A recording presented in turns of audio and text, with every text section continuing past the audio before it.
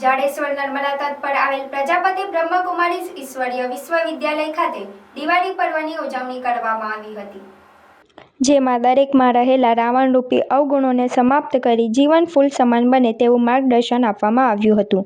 સાથે દીપ પ્રજ્વલિત કરી દિવાળીની ઉજવણી, દીપ પ્રગટાવી સાંસ્કૃતિક કાર્યક્રમો કરી અનુભૂતિ ધામ ખાતે આજે દિવાળી પર્વની ઉજવણી કરાઈ, જેમાં બ્રહ્મકુમારી માઉન્ટ આબુ જ્ઞાન સરોવરના ડાયરેક્ટર પ્રભા દીદીની ઉપસ્થિતિમાં આજે વિશેષ દિવાળી પર્વની ઉજવણી કરાઈ, જેમાં 500થી વધુ ભાઈ બહેનો આ દિવાળી પર્વની ઉજવણીમાં જોડાયા હતા.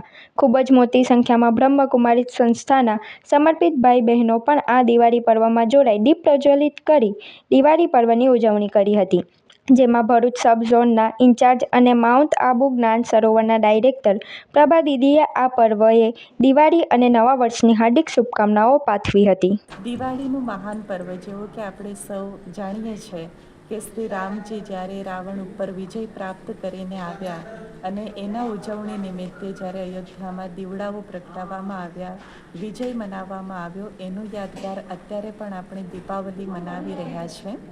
તો બ્રહ્મકુમારી વિદ્યાલય દ્વારા એક આધ્યાત્મિક દીપાવલીનું આયોજન થયું કે રાવણ જે છે એ કોઈ એક બહાર દેખાતો ફક્ત રાક્ષસ નથી, પરંતુ રાવણ દરેક મનુષ્યના અંદર છુપાયેલી બુરાઈઓ છે, જે કોઈકનામાં થોડીક કોઈકનામાં વધારે છે.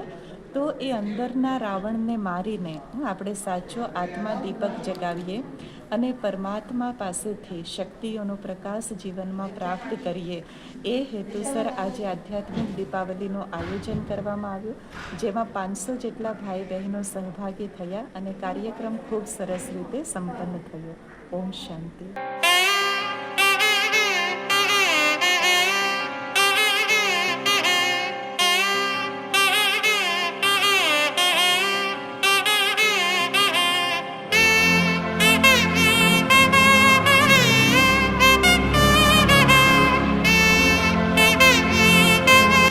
नमस्कार, मैं Shalid John, principal of Shabari Vidyapeetham school, on behalf of Ayyappa Seva Samiti, आप सबको happy Diwali and wishing you all a very prosperous new year.